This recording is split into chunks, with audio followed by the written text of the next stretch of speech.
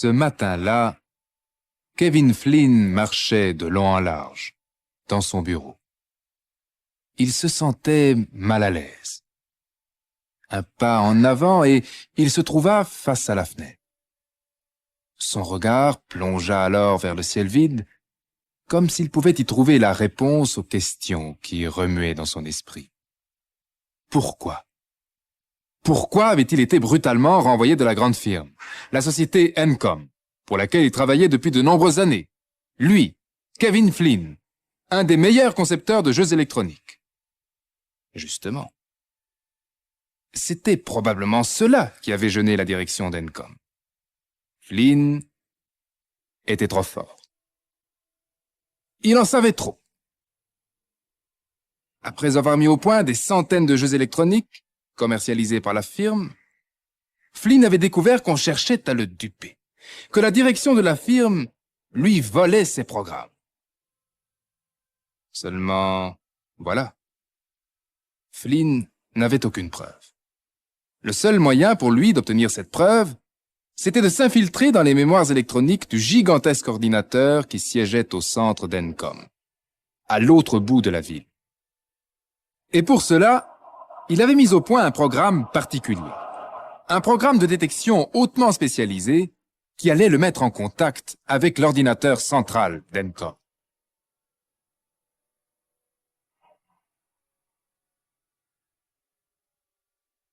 Il respira profondément et enfin prit place devant son terminal d'ordinateur. Ses doigts pianotèrent rapidement sur le clavier, plusieurs phrases défilèrent sur l'écran, et la seconde d'après, grâce au mot de passe qu'il avait réussi à dérober, Flynn était en contact avec le réseau de haute priorité de l'ordinateur central. Encore 3 touches à enfoncer, et la voix de Clou, c'était le nom qu'il avait donné à son programme de détection, se ferait entendre sur la console. Bonjour, monsieur. Ok, Clou. Ce soir, on vérifie toute la colonne de droite. Clou? Oui, monsieur. Nous n'avons pas beaucoup de temps pour trouver ce fichier. Il y a urgence. Oui, monsieur, je sais. Tu sais que c'est moi qui t'ai créé. Bien sûr, monsieur. Je t'ai appris tout ce que je sais sur l'ordinateur central et sur le maître programme. Merci, monsieur, mais je ne suis pas sûr. Y a pas de mec, Clou. Laisse ça au concepteur. Écoute, tu es le meilleur programme qui ait jamais été écrit. Tu es tenace et impitoyable, compris? Oui, lâchez-moi sur eux maintenant. À la bonne heure. Allez, fonce avec ton tank. Je vais essayer de t'aider de mon côté. Flynn s'enfonça profondément dans son fauteuil et regarda l'écran. Pour la 1000e fois, il se demanda ce qui pouvait se passer à l'intérieur de l'ordinateur.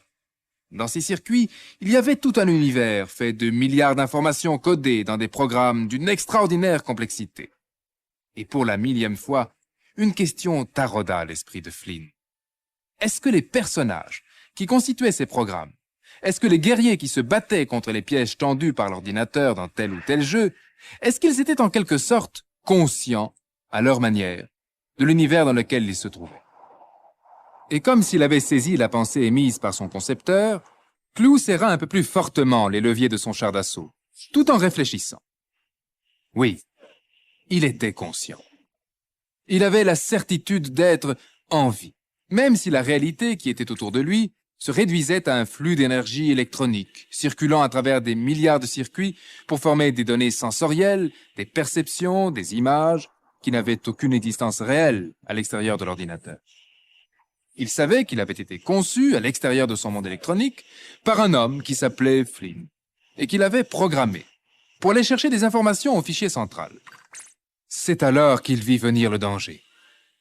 Très loin devant lui, encore indiscernable dans le labyrinthe électronique, planant à quelques mètres du sol, il y avait un chasseur.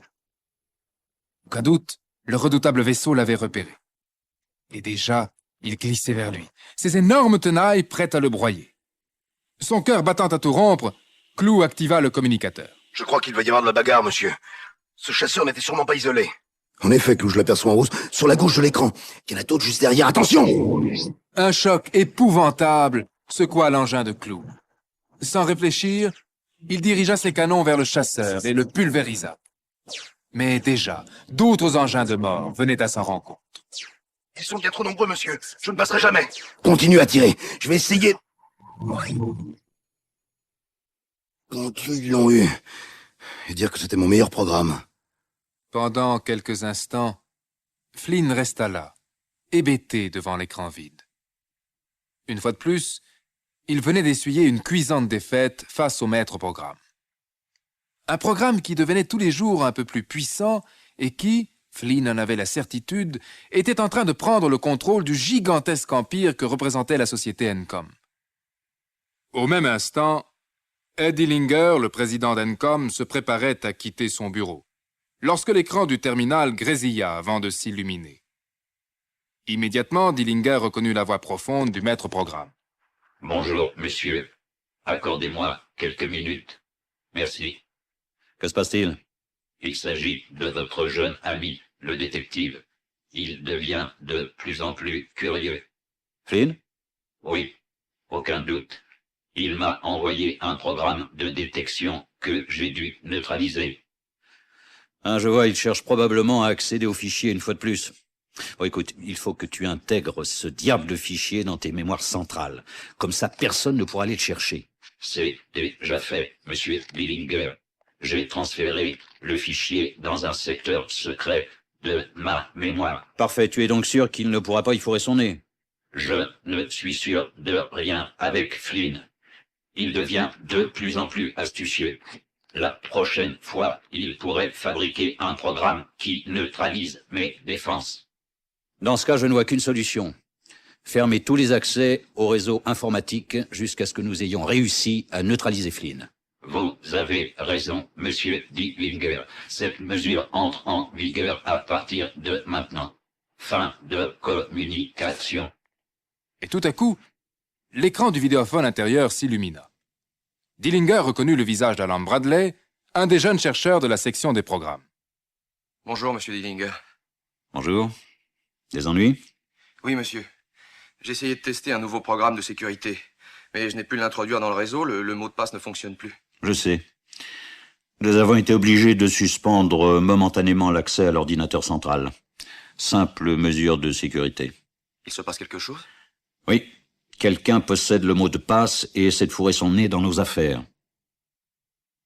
Mais ne vous en faites pas. Cette mesure exceptionnelle ne devrait pas durer plus d'un jour ou deux. À propos, sur quel projet travaillez-vous en ce moment? Eh bien, sur un programme que j'ai appelé Tron. Il s'agit d'un programme de sécurité. En fait, il est destiné à superviser les relations entre notre système et les autres systèmes. S'il détecte une anomalie quelconque, il pourra déconnecter le tout. Ce programme serait soumis au contrôle du maître programme? Non. Tron est un programme autonome, destiné à protéger et surveiller l'ensemble des autres programmes dépendants de l'ordinateur central. Un chien de garde, en quelque sorte. L'idée n'est pas mauvaise. Eh bien, j'espère que très vite, vous pourrez à nouveau travailler normalement. Au revoir, Bradley. Au revoir, monsieur. Pendant quelques secondes, Dillinger resta immobile, tout en réfléchissant à ce que Bradley venait de lui confier. Oui, l'idée était bonne. Introduire dans le réseau un programme de surveillance qui limiterait l'influence du maître programme. Car ce dernier devenait de plus en plus puissant, et même un peu trop puissant. Réprimant le léger tremblement qui agitait ses doigts, Dillinger ajusta sa cravate au moment où, devant lui, l'écran du terminal s'illumina à nouveau. Vous me décevez beaucoup, monsieur Dillinger. Peut-on savoir pourquoi? Je ne puis tolérer qu'un programme autonome me surveille. Êtes-vous conscient de la quantité de systèmes extérieurs que j'ai pu pénétrer, du nombre de programmes que je me suis appropriés? Peut-être est-ce ma faute. J'ai programmé en toi le besoin d'en savoir toujours davantage. Trop même. Il n'y a pas de limite à mes capacités, monsieur Dillinger. Savez-vous que j'envisageais d'atteindre le Pentagone la semaine prochaine? Le Pentagone? Cela ne devrait être guère plus compliqué que de s'introduire dans le système informatique de n'importe quelle autre grande firme. Un moment, s'il te plaît. N'oublie pas que c'est moi qui t'ai créé. Je suis devenu 2415 fois plus intelligent que vous depuis. Et qu'est-ce que tu veux faire du Pentagone? Exactement la même chose que ce que je ferais du Kremlin. Grâce aux données que je peux traiter, je suis désormais en mesure de diriger les affaires du monde 1200 fois mieux que de simples êtres humains. Nous y voilà. Tu es maintenant persuadé que tu nous es infiniment supérieur, n'est-ce pas? Cessons cette discussion, monsieur Dillinger. J'exige que vous interdisiez à Bradley de travailler sur son programme de sécurité. Sinon... Sinon quoi? Tu me donnes des ordres à présent? Sinon, j'affiche immédiatement le dossier Flynn dans les bureaux de toutes les agences de presse et le pays tout entier saura que vous êtes un escroc n'ayant pas hésité à voler les programmes de Flynn. Fin de communication. Au même moment, loin d'imaginer ce qui venait de se passer dans le bureau de Dillinger, Alan Bradley se dirigeait vers le laboratoire du Dr Gibbs, un des chercheurs les plus anciens de la firme, et qui avait même participé à sa fondation. Dès qu'il ouvrit la porte, le jeune homme aperçut le visage souriant de Laura, sa fiancée, qui depuis quelques mois était devenue l'assistante du Dr Gibbs. Alan, tu tombes à pic. Ne reste pas là, entre. Le laser va être activé et tu vas pouvoir assister à l'expérience. Si vous n'y voyez pas d'inconvénient, docteur. Non, bien sûr. Venez dans la zone de sécurité, jeune homme. Les lasers sont dangereux. Surtout celui-ci, c'est le plus puissant du monde. Vous voyez cet orange sur le socle de verre? Oui? Que va-t-il se passer? Eh bien, regardez. Un éclair jaillit alors du canon laser. En un millième de seconde, le faisceau frappa l'orange. Le fruit sembla se dissoudre en d'infimes particules avant de disparaître dans le rayon de lumière blanche. Mais une seconde plus tard, sous les yeux ébahis d'Alan Bradley, l'orange commença à se reconstituer, particule par particule, jusqu'à ce qu'elle réapparaisse intacte. Ça alors? Vous vous amusez souvent à désintégrer des oranges dans votre laboratoire? Pas à désintégrer, Alan. Tout simplement à digitaliser des oranges. Le faisceau laser dissocie la structure moléculaire de l'objet. Chaque molécule est en quelque sorte suspendue dans le faisceau jusqu'à ce que l'ordinateur qui analyse chaque donnée en recompose le modèle. Alors les molécules reprennent leur place et le tour est joué. Si je comprends bien, vous pourriez m'envoyer aux Bahamas sous la forme d'un amas de particules pour me remoléculariser sur place? Exactement, mon chéri. Mais pour ça, il faudrait que tu trouves un remplaçant ici. Remplaçant ou pas, depuis tout à l'heure, je n'ai plus grand-chose à faire, tu sais. Le programme Tron est presque terminé, mais Dillinger a coupé l'accès au système principal. Pourquoi? Mesure de sécurité, paraît-il. Quelqu'un essaie de s'approprier les données du fichier central. Et ce quelqu'un connaît le mot de passe pour accéder au réseau. Ah? Cet intrus a forcément travaillé chez nous. Oui, j'ai ma petite idée là-dessus. Je suis sûr que c'est Flynn. Il faut que j'aille le voir. Pourquoi faire? C'est pour l'avertir que Dillinger est après lui. Ah, je viens avec toi. Une heure plus tard, Bradley et sa fiancée étaient arrivés chez Flynn. Ah oui, c'est vrai, mes amis, j'ai effectivement essayé d'introduire un programme de détection jusqu'au fichier central. Seulement j'ai échoué. Si seulement j'avais eu un terminal direct. Mais qu'est-ce que tu cherches? Une preuve! Écoute, mon vieux, remonte 3 ans en arrière. À ce moment-là, moi, Kevin Flynn, j'étais un des plus brillants concepteurs de programmes. Oui, merci. Et peu à peu, j'ai constitué tout un secteur de mémoire auquel j'étais seul à avoir accès. C'est à cette époque que j'ai commencé à écrire un programme pour un jeu vidéo que j'ai appelé « Les Paranoïaques de l'espace ». Comment? Tu veux dire que c'est toi, l'auteur des Paranoïaques de l'espace? Oui, les Paranoïaques et tout un tas d'autres. J'étais sur le point de créer ma propre entreprise de jeux vidéo lorsque... Lorsque quoi? Lorsqu'un autre concepteur de programme fut engagé par la firme, il n'était ni très jeune ni particulièrement brillant, mais il était malin. Très malin même. Il s'appelait Ed Dillinger. Où veux-tu en venir? Tout simplement à cette fameuse nuit où je me suis installé, comme d'habitude devant mon terminal, pour lire mon fichier. Lorsque l'écran est resté vide, blanc comme neige. Il n'y avait plus rien dans mon fichier. Sur le moment, j'ai cru à une panne qui aurait pu effacer les mémoires. Mais 3 mois plus tard, j'ai eu la réponse. Mais quelle réponse? Tout simplement, Dillinger a présenté à la direction d'Encom 5 jeux vidéo qu'il avait, disait-il, inventés. Cet escroc n'avait même pas cru bon de modifier les noms que j'avais moi-même trouvés. Évidemment, il a bénéficié d'une très grosse promotion et de la carrière que vous connaissez. Je ne comprends toujours pas pour quelle raison tu veux t'introduire dans le système central. Mais tout simplement, mon vieux, parce que là-bas, dans les mémoires centrales, subsiste une trace des manipulations de Dillinger.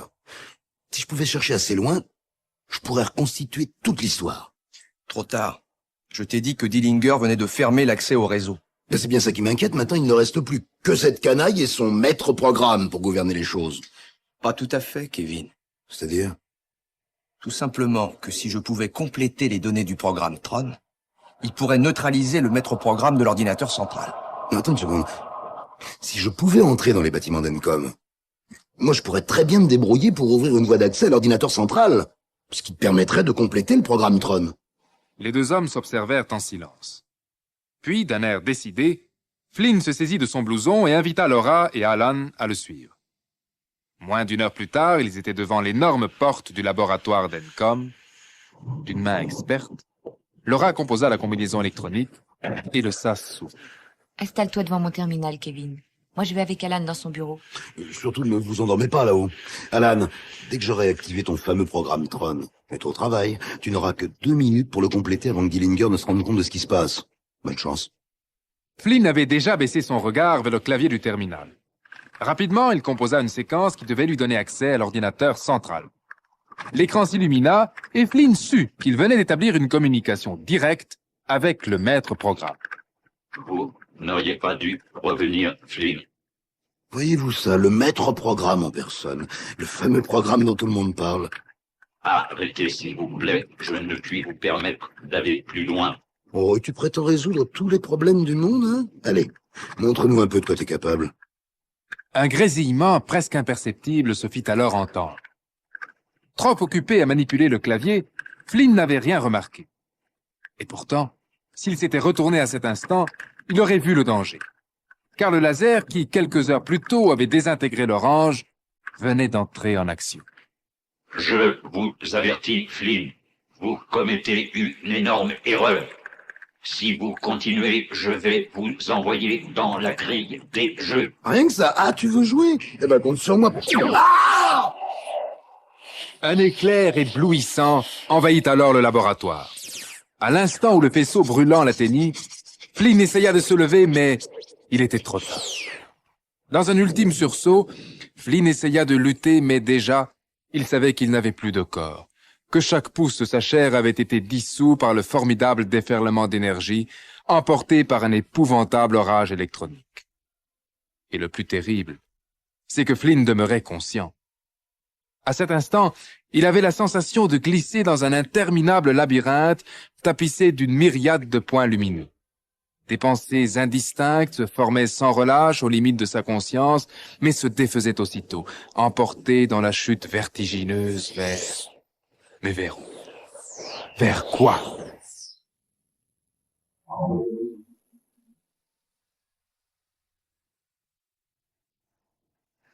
Et tout à coup, la sensation de chute prit fin.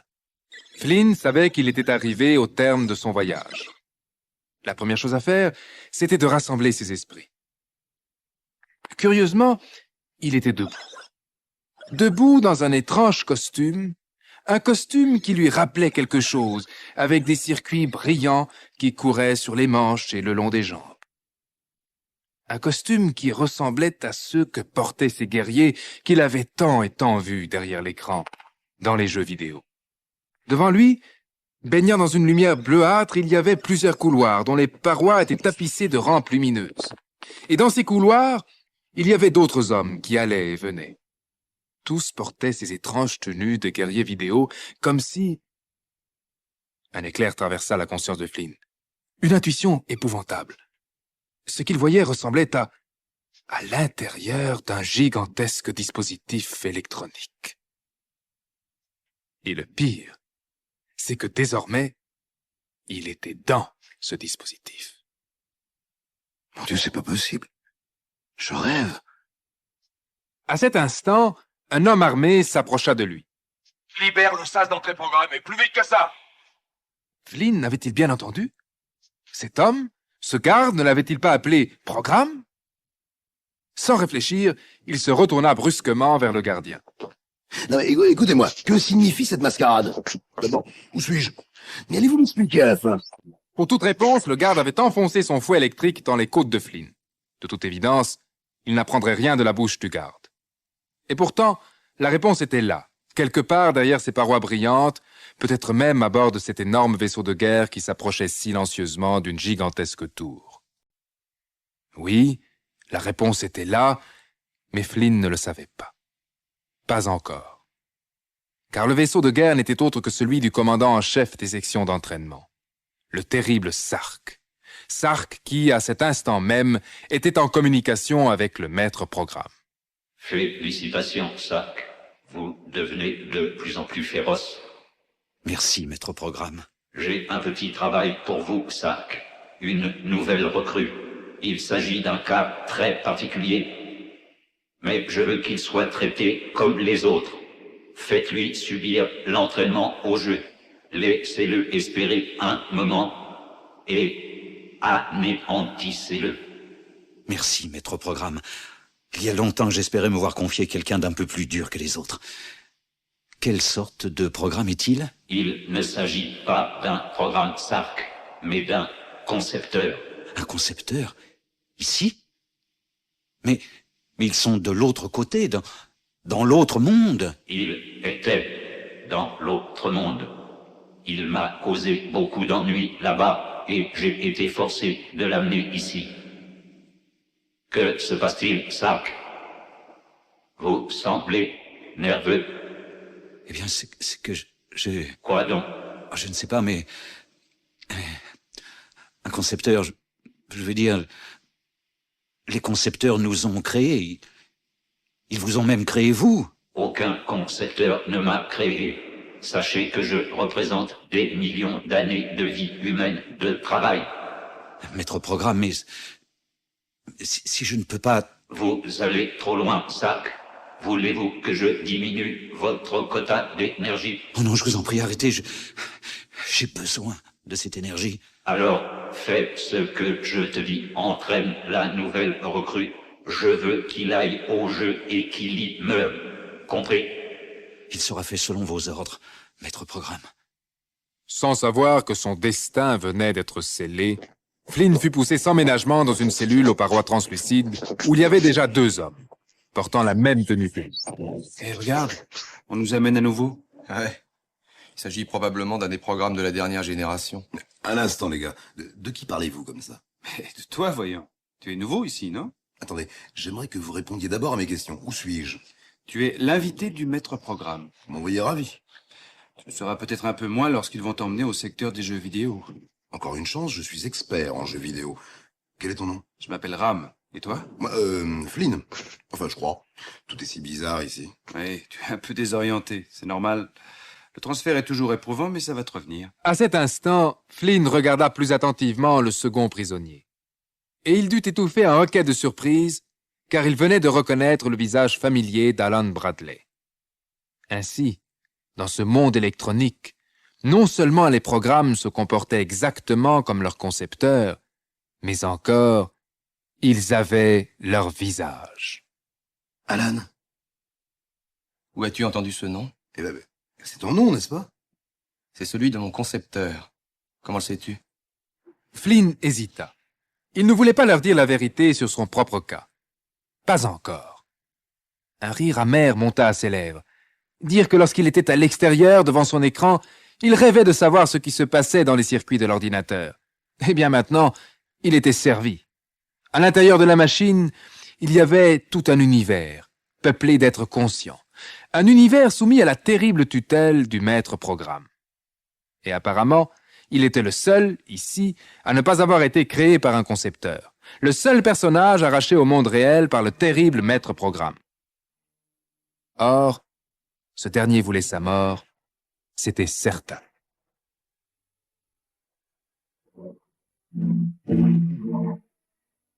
À cet instant, un garde pénétra dans la cellule et, sans ménagement, emmena les 3 hommes vers le secteur des jeux. Après quelques minutes, ils débouchèrent sur une immense piste brillante où 3 engins luminescents, carrossés comme des motos de course, les attendaient. Et à l'autre bout de la piste, il y avait leurs adversaires, dans 3 machines semblables. Flynn connaissait ce jeu, pour l'avoir pratiqué des centaines de fois à l'extérieur.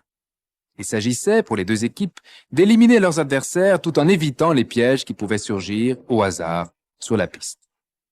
Et là-bas, à l'autre bout, les guerriers de Sark étaient bien déterminés à en finir au plus vite. Déjà, ils avaient mis leur machine en route. Leader bleu à ses équipiers. Poussez ces trois gars vers le mur de droite. Compris, leader bleu. Compris, leader bleu.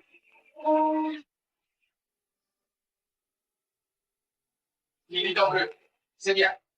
Devenez plus près en place. Restez à leur hauteur. Attention! Attention! Trop tard. Lancé à pleine vitesse, le guerrier de Sark n'avait pu éviter les limites de la piste. Dans une lumière éblouissante, il s'écrasa contre la paroi, ouvrant une brèche béante en son centre. Mais l'accident n'avait pas échappé à l'œil de Flynn, car il pouvait s'enfuir par cette brèche providentielle. Eh les gars, vous m'entendez? Suivez-moi vers le trou. On fiche le camp d'ici. Reçu, mon vieux, on est derrière toi. Vous avez vu? Ils envoient leur tank à nos trousses. À l'intérieur des tanks, en effet, les chefs de char recevaient les ordres furieux de Sark. Rattrapez-les, vous entendez? Vous serez tous envoyés au néant si vous voulez laisser partir! Compris?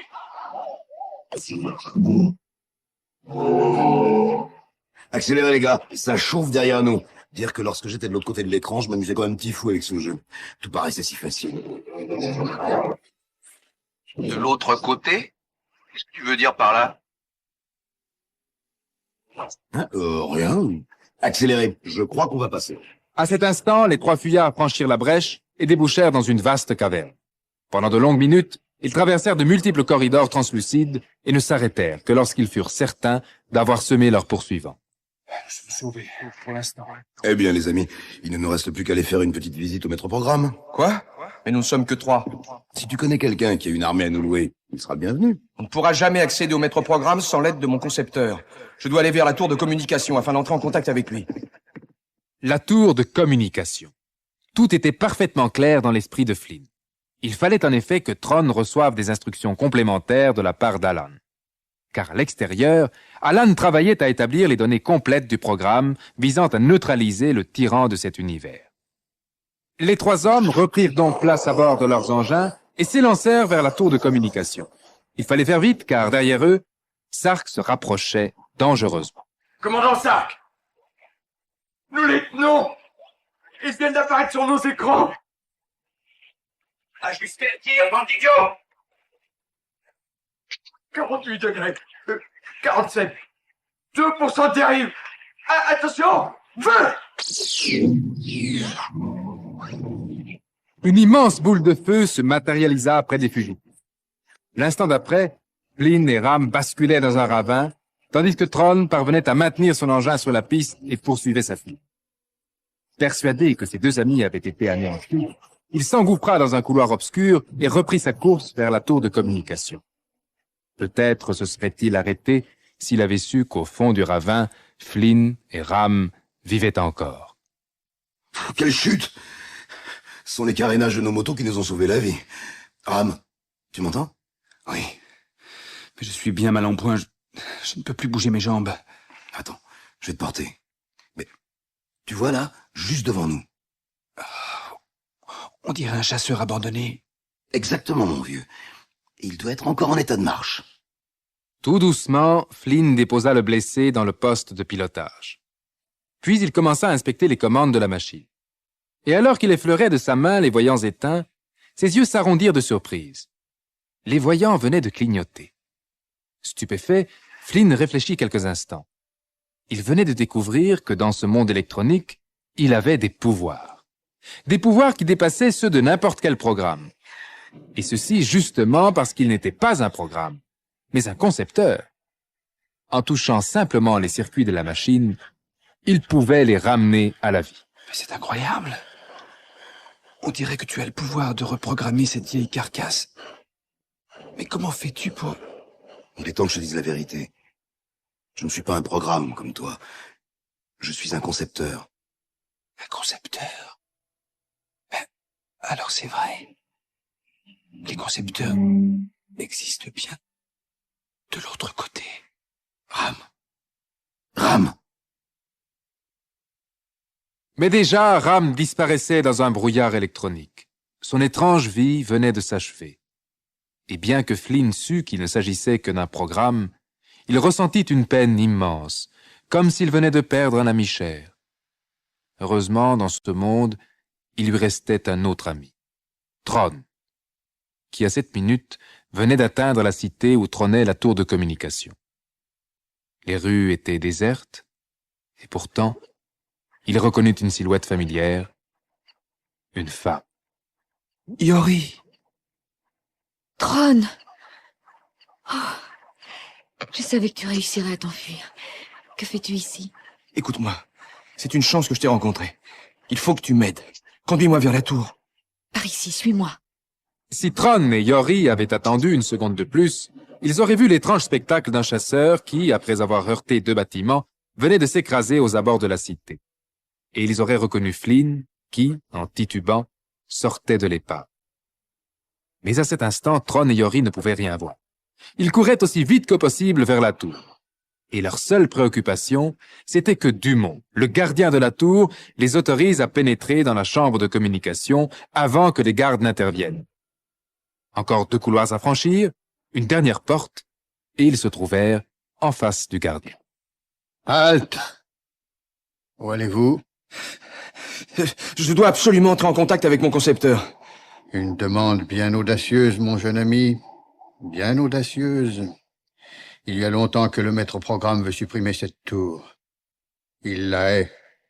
Mais en même temps, il désire la conserver afin de pouvoir communiquer directement avec l'autre monde. Écoutez-moi, Dumont. J'ai peu de temps. Mon concepteur possède des informations qui peuvent nous libérer de la tutelle du maître programme. Nous libérer du maître programme. Si vous saviez combien de promesses semblables j'ai pu entendre depuis que je suis ici. Je vous en prie, Dumont, les gardes sont déjà là. Très bien, très bien. Qui est ton concepteur programme? Alan. Je sens qu'il m'appelle. Est-ce que je peux entrer? Tu peux entrer, mon ami.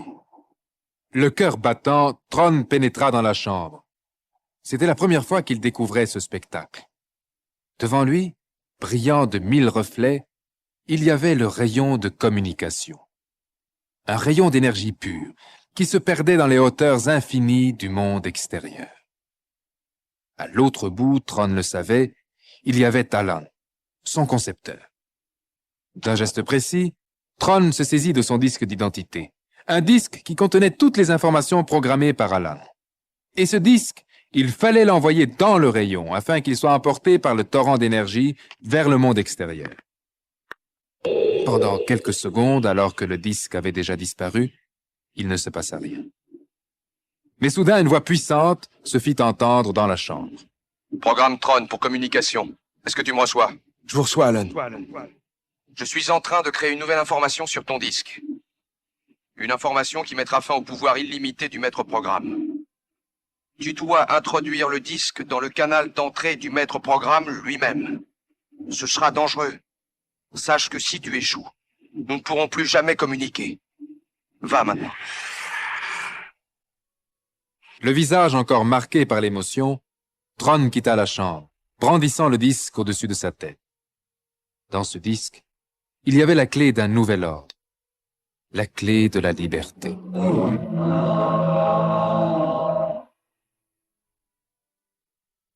Dès qu'elle aperçut Tron, Yori bondit à sa rencontre. Tron, dépêchons-nous, les gardes sont derrière la porte. Ils prirent la fuite. Déjà, Sark et ses gardes pénétraient dans la pièce. Où est le programme? Quel programme? Arrêtez ce traître! Nous saurons le faire parler. Tron, regarde, ils emmènent Dumont. Ne t'arrête pas. Il faut nous emparer d'un des engins de Sark pour aller vers le maître programme. Par ici, vite! Ils débouchèrent au pied de la tour. Stupéfait, le garde-faction n'eut pas le temps de lever son arme avant que le poing de Tron ne l'atteigne en plein visage. L'instant d'après, les 2 fuyards étaient à bord du vaisseau. Cet engin nous permettra de traverser la mer des Jeux et nous emmènera loin d'ici, vers l'ordinateur central. Il faut à tout prix que j'arrive à intercepter un faisceau de transport. Là, en bas, regarde, cet homme qui vient d'abattre un garde, C'est Flynn! Vite, ouvre le sas!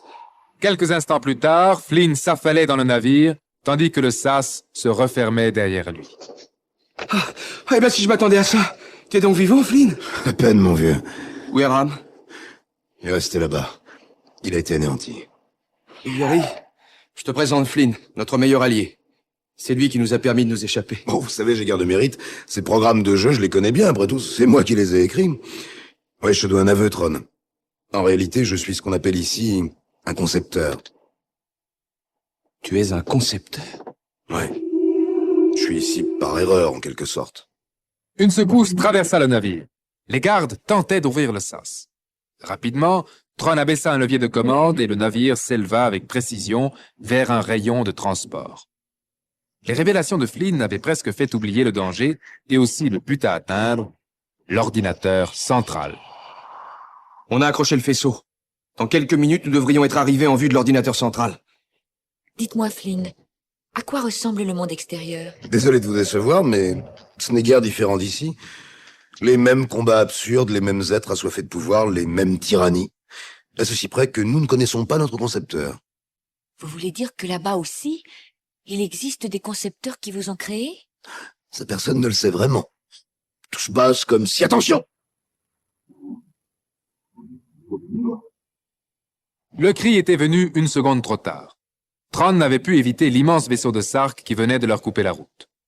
Sous le choc, la cabine s'était éventrée et Tron avait été happé par le vide. L'instant d'après, les gardes de Sark étaient à bord et s'emparaient des deux survivants. Fou de rage, Flynn fut traîné vers le vaisseau de Sark et jeté brutalement dans une cellule. Derrière lui, Yori bondit vers un homme déjà prisonnier et se jeta dans ses bras. Dumont, ils vous ont pris, vous aussi. Oui. Où est Tron? Il est mort. Alors tout est perdu. Et celui-ci, qui est-ce? Il est différent de nous, Dumont. C'est un concepteur. Il était venu pour nous aider. Si même les concepteurs ne peuvent rien contre le maître programme, alors personne ne peut rien. À cet instant, Sark entra fièrement dans la cellule. Il avait du mal à dissimuler la joie qui inondait son visage. Ah, on peut dire que vous m'aurez donné du mal. Mais c'est ici que votre belle aventure prend fin. Ce navire sera désintégré dès que je l'aurai quitté. Et vous avec. Vous voyez, mon cher Flynn, vous n'êtes guère différent de nous. Vous n'êtes plus qu'un malheureux programme qui, dans quelques instants, aura cessé d'exister. Garde! Que l'ensemble de nos forces évacue le navire! Sark et ses hommes quittaient à peine le vaisseau quand celui-ci commença à se désintégrer. En même temps, Yori et Dumont s'affaissaient comme si la vie les quittait lentement. Flynn se précipita vers eux. Yori, il y a une chose que Sark ignore. J'ai encore des pouvoirs. Nous échouerons seulement si nous abandonnons la partie. Réveillez-vous. Regardez. Flynn se saisit des mains de Yori et Dumont. Son pouvoir énergétique traversa leur corps, inversant l'inexorable processus de désintégration. Vous nous avez ramenés à la vie? Comment avez-vous pu? Pourquoi? J'ai besoin de votre aide. Allons, dépêchez-vous. Ignorant ce qui venait de se produire à bord de l'énorme vaisseau, Sark se préparait à atterrir dans l'enceinte du maître programme. Et il pourrait rendre compte de sa mission, parfaitement accomplie. Il fit poser son navire juste en face du globe lumineux qui constituait le maître programme, puis il s'avança fièrement vers lui. Maître programme, je suis heureux de... Taisez-vous, Sark, je ressens une présence étrangère ici. Quelqu'un vous a suivi à l'intérieur de l'enceinte. Maître programme, mais c'est impossible, Impossible. Retournez-vous. Sark ne put réprimer un mouvement de surprise. Il avait en effet reconnu la silhouette de Tron. Et immédiatement, il comprit qu'au moment du choc, le jeune guerrier avait sans doute réussi à sauter à bord de son navire sans tomber dans le vide. Je ne sais pas vraiment comment tu as réussi à t'en tirer. Mais peu importe. Prépare-toi à disparaître. Définitivement cette fois. D'un geste puissant, Sark lança son arme la plus redoutable vers Tron. C'était son disque d'identité. Le coup fut d'une violence inouïe. Mais, brandissant son propre disque comme un bouclier, Tron amortit le choc. Tu es coriace, Tron! Bien plus encore, Sark! Je suis meilleur que vous! À son tour, Tron lança son disque, avec une telle précision et une telle violence que Sark ne put rien faire pour éviter le coup. Le disque s'enfonça profondément dans son front, le combattant s'effondra sur le sol. Pour la première fois, n'ayant rien perdu de la scène, le maître programme connut la peur.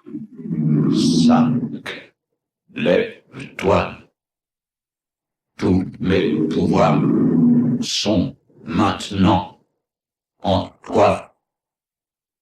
Va et anéantis ce programme. Alors, sous les yeux incrédules de Tron, Sark commença à se relever. Difficilement d'abord, puis avec de plus en plus d'assurance à mesure que la formidable puissance du maître programme se déversait en lui. Tron recula d'un pas. Le spectacle qui s'offrait à lui le terrorisait.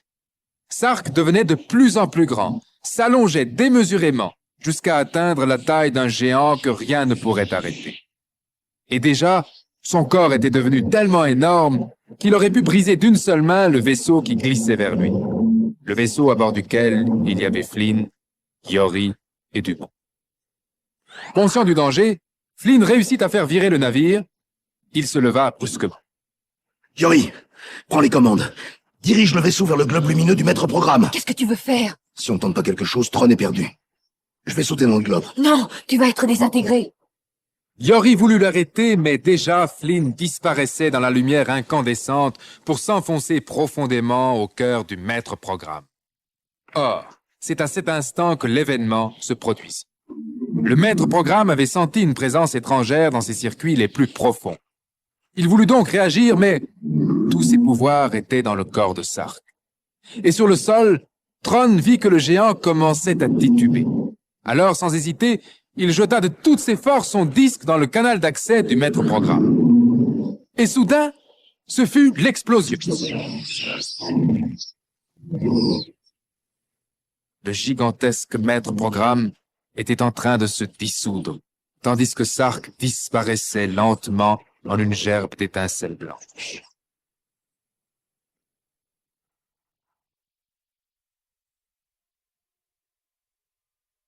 Quelques minutes plus tard, le maître programme n'existait plus.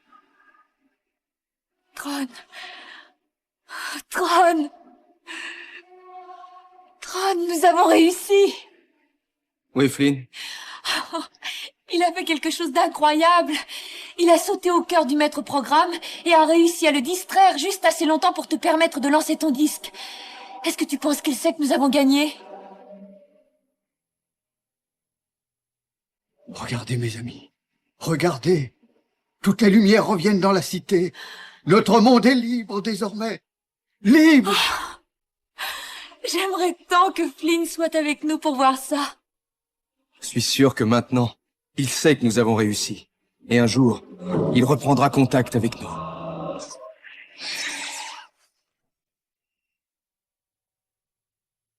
Un choc, une douleur cuisante dans le dos.